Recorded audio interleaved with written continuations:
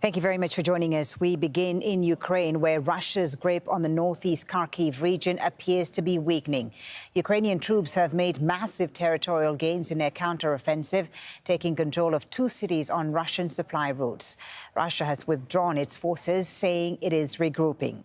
And operations at the Russian-held Zaporizhzhia nuclear power plant have been fully stopped. The state agency in charge of Europe's largest power plant says it has disconnected the 6th unit of the plant from the power grid. Let's bring in Hoda Abdelhamid for the latest on the situation in Ukraine. Hoda, let's start with these advances that Ukrainian forces have made. Tell us about the latest and how have they been able to achieve this? Well, I think that's a question that many people here in Ukraine are asking. People are startled, quite happy about this counteroffensive that the Ukrainian army has started at the beginning of September, and it's really going at the speed of light.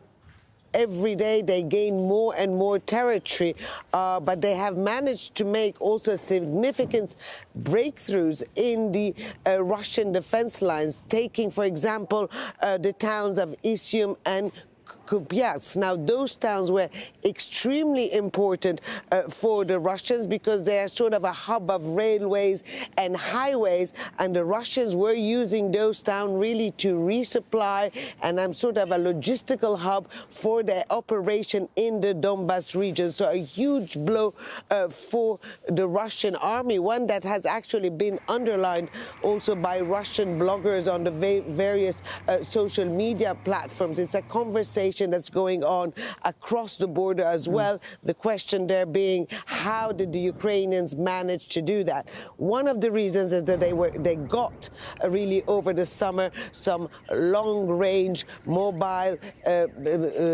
rocket launchers that are highly precise. Those are called the HIMARS, and that has really been a change. If you recall, just back in July, the Ukrainians were at a hold. They were lacking ammunition. They were lacking long-range weaponry. When that arrived, everything has sort of changed. They swiftly sort of built their positions, and from there on started this offensive, which is taking everyone by surprise, even though the defense minister has said this is too early to talk about any kind of victory. We are pushing. That's because there are still many parts of the country that are under Russian control. And you were not far from the Zaporizhzhia nuclear power plant yesterday, Hoda. What's the situation there in terms of operations? What's been happening? Well, we were across the river from the Zaporizhzhia power plant, and we talked to people in that area. And obviously the concern was what is going to happen.